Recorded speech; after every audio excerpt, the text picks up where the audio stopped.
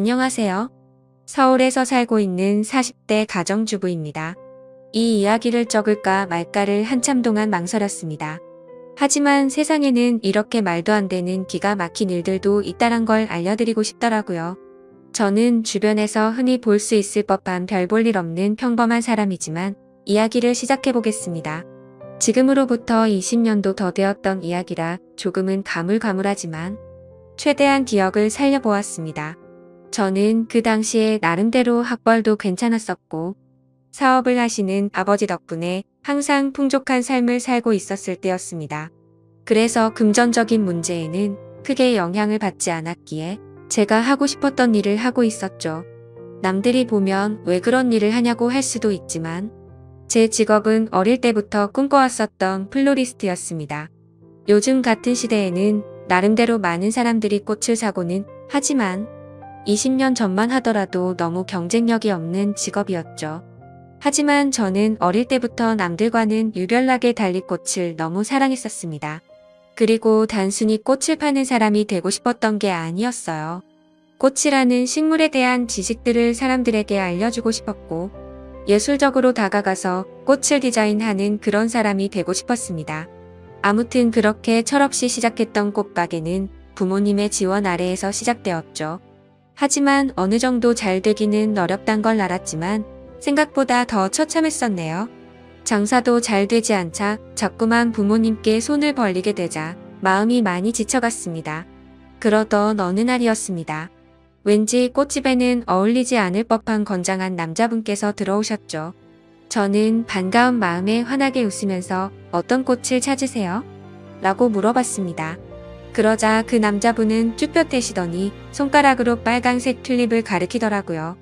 빨강색 튤립의 꽃말은 영원한 사랑을 고백하는 뜻이 담겨져 있었기에 요즘 같은 세상에 이렇게 로맨틱한 남자가 다 있구나 싶었었죠.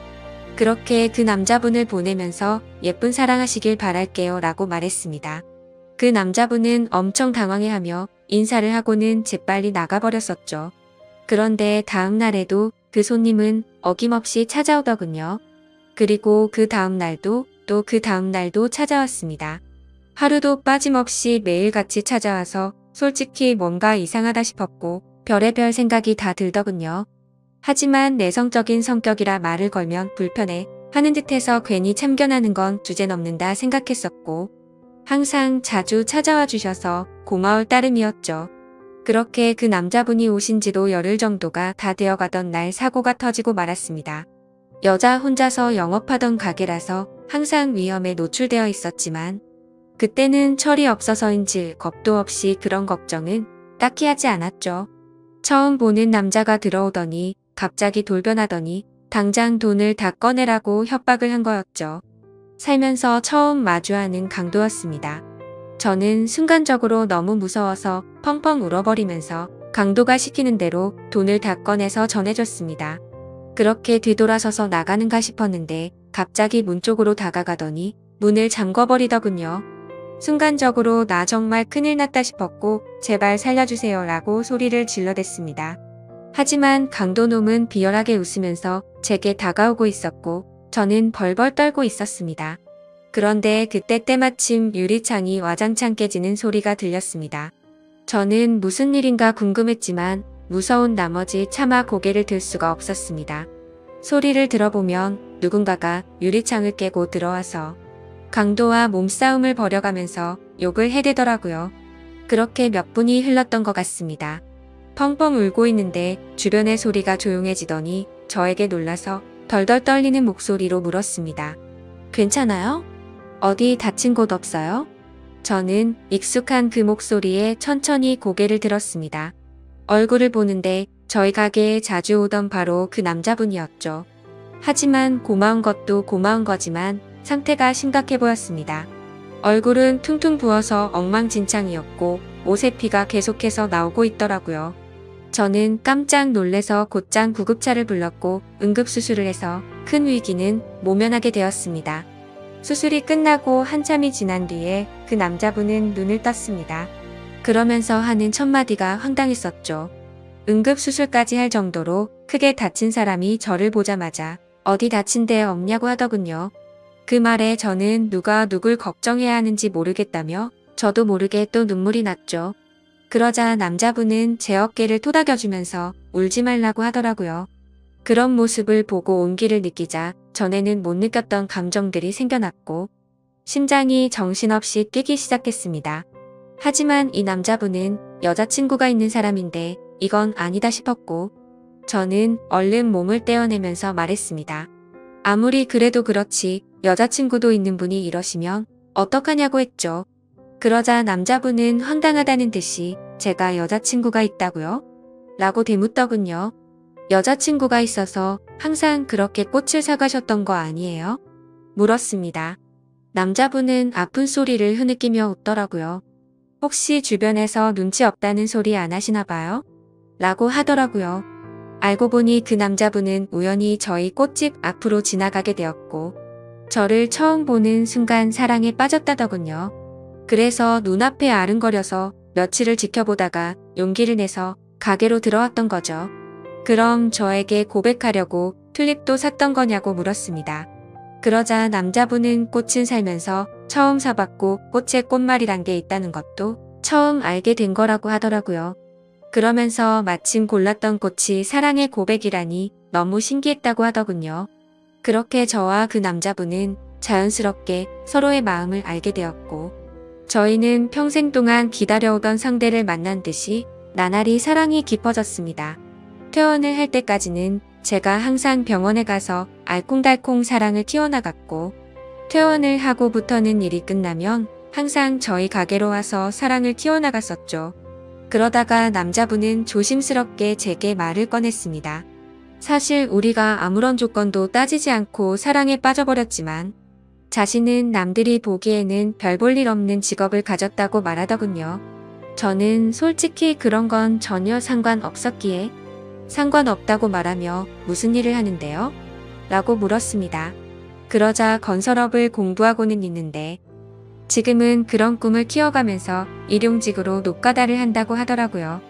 사실 평범한 직업은 아니었기에 호기심이 생기긴 했지만 그게 문제가 되는 건가 싶었습니다. 저는 직업에 귀천이 어딨겠냐며 저도 이렇게 적자 보면서 일을 하는데 나보다는 낫지 않냐며 웃었죠. 우리는 그렇게 예쁜 사랑을 키워나가게 되었고 정말 생각하지도 못한 상황이 생겨버리고 말았습니다. 그건 바로 저희 부모님이셨습니다. 남자친구와 2년간의 연애를 하다가 평생 가약을 맺기로 하였고 부모님에게 소개를 시켜주기 위해서 말을 꺼냈는데 남자친구에 대해서 이야기를 해주니 정말 불같이 화를 내시더라고요. 저는 제 남자친구를 사랑했기에 직업도 능력도 다 필요 없다고 하지만 저희 부모님은 저를 금이야 오기야 열심히 키워주셨고 돈도 안 되는 제 직업에 대해서도 저를 위해서 응원해주시면서 경제적인 지원도 아끼지 않으셨습니다. 하지만 그런 딸에게 능력도 없고 앞날이 막막한 노가다 하는 남자라니 가당치도 않으셨던 거죠. 그날부터 정말 울어도 보고 빌어도 보고 끊임없이 애원했습니다. 부모님의 생전 처음 보는 단호한 모습에 너무 슬펐고 원망스러웠습니다. 결국 저는 어쩔 수 없이 부모님을 등지고 남자친구를 선택하기로 마음을 먹었습니다. 남자친구도 그렇게까지 해서 부모님과 연락이 끊겨버리면 후회하지 않겠냐며 제 마음을 돌리려고 많이 애를 썼습니다. 하지만 저희가 상황이 나아지고 아이도 낳아서 예쁘게 사는 모습을 보면 용서를 해주실 거라 생각했고 또 그렇게 하자고 오히려 제가 남편을 설득하게 되었습니다. 오랜 상의 끝에 남자친구는 얼른 빨리 성공해서 행복하게 해주겠다고 말했고 저희는 결혼식은 생략한 채로 혼인신고를 하게 되었습니다. 처음에는 부부가 되어서 너무 행복했습니다. 매일 같이 붙어 있을 수 있어서 좋았고 떨어지지 않아도 되어서 좋았죠. 하지만 이상과 현실은 생각처럼 녹록지가 않더라고요. 부모님의 지원이 끊기게 되자 꽃집에서 생기는 적자는 도저히 감당이 되지 않았습니다. 남편이 열심히 일해서 번 돈을 밑빠진 독에 물 붓는 짓을 할 수는 없었기에 저는 제 직업을 포기하려고 마음을 먹었습니다. 하지만 부동산 계약은 아직 1년이 넘게 남아 있었고 가게를 열면 오히려 적자가 심해지는 상황이었죠. 결국에는 계약 기간이 만료될 때까지 가게는 빠지지 않았습니다. 그로 인해 보증금은 전부 다 사라진 지는 오래였고 권리금도 한 푼도 받지 못해서 오히려 빚만 몇천만 원이 생겨버렸습니다. 도움은 주지 못할 망정 빚까지 생기게 만드는 바람의 남편에게는 너무 미안했습니다.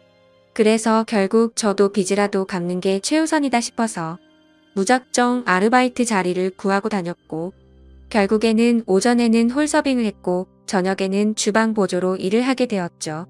돈이라는 게 이렇게 벌기 어렵구나라는 걸 너무 절실하게 깨닫게 되었습니다.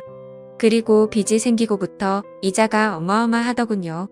남편과 함께 아무리 열심히 빚을 갚아도 빚은 너무 더디게 줄어들었고 삶에 힘들어질수록 서로에게 점점 지쳐가는 것 같았습니다. 연애 시절에는 한 번도 다툼이 없었는데 날이 갈수록 서로에게 짜증이 늘어가더군요. 아무튼 그렇게 악순환이 반복되던 어느 날 저희 부부에게는 더 큰 문제가 생기고 말았습니다. 자꾸만 소화가 안 되고 배가 더부룩했는데 저는 결국 쓰러지고 응급차에 실려 가버리게 됐던 거죠. 참 많이 암담했습니다. 사람이 많이 힘들다 보니 아픈 걱정보다도 돈 걱정이 앞서더군요. 경제적으로 어렵다 보니 보험은 이미 해지가 됐던 상황이었고 혹시나 큰 병이 아닐까 걱정이 이만저만이 아니었습니다.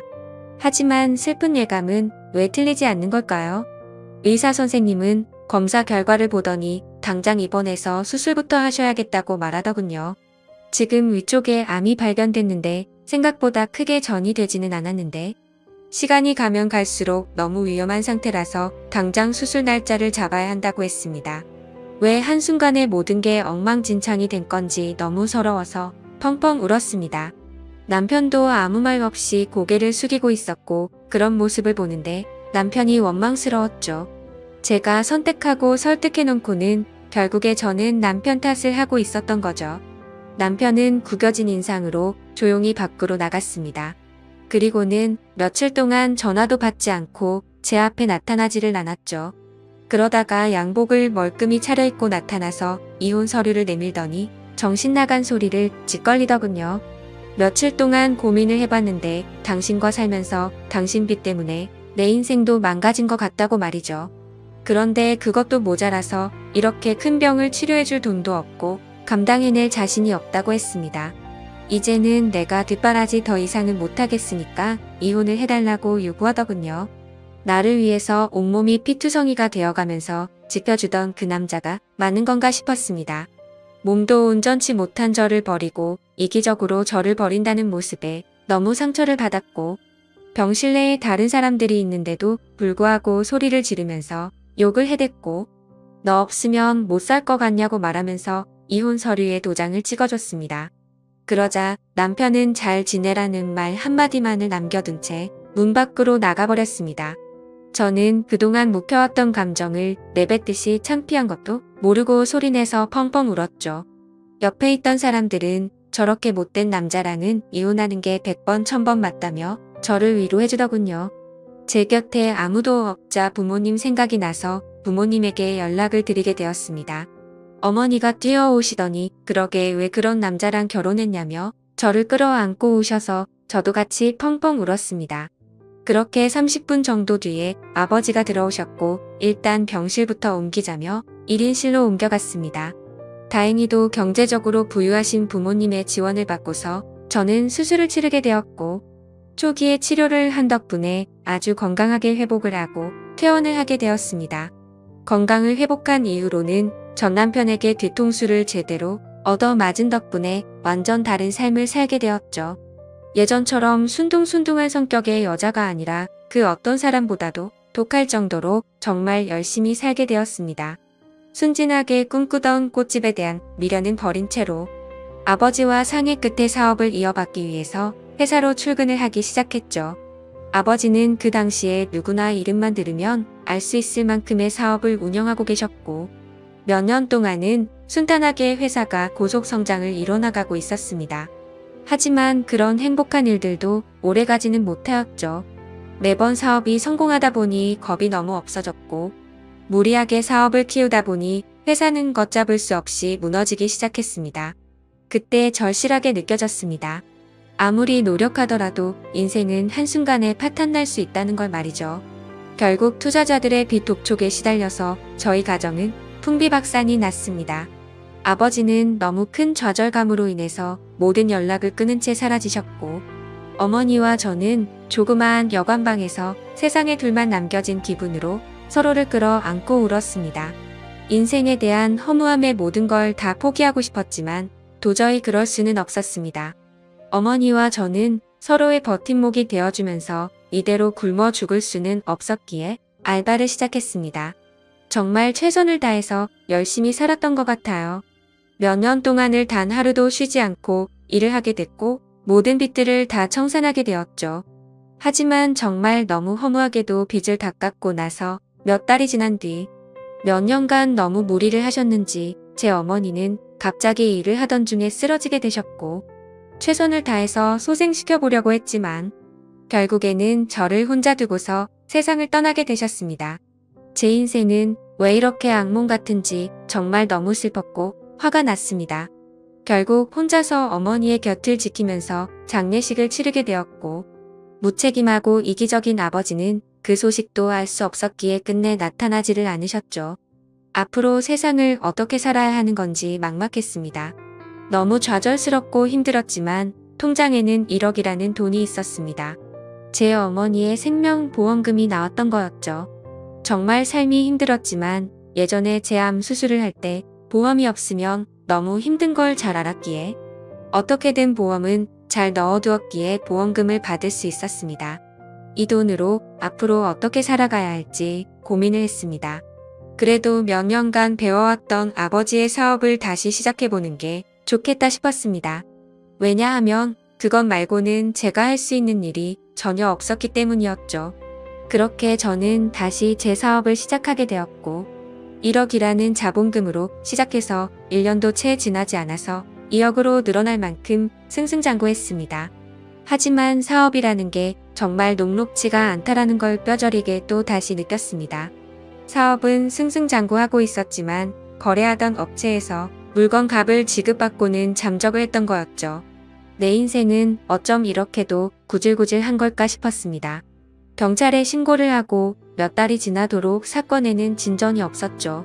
이미 저희 회사 말고도 여러 군데 회사에 같은 수법으로 사기를 쳤고 작정을 하고 해외로 도망친 상황이라 쉽게 해결되긴 어려울 것 같다더군요.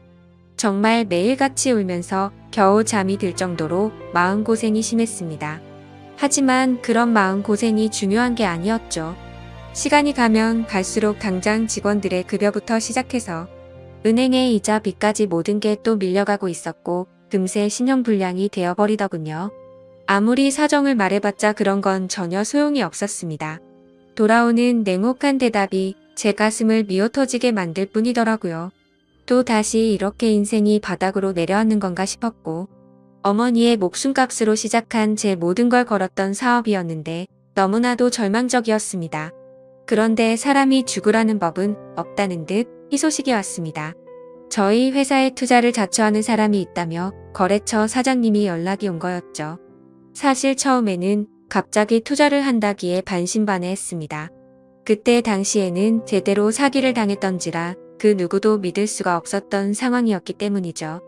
하지만 당장 직원들의 급여도 밀린 상황에 찬밥 더운 밥 가릴 노릇이 아니더라고요.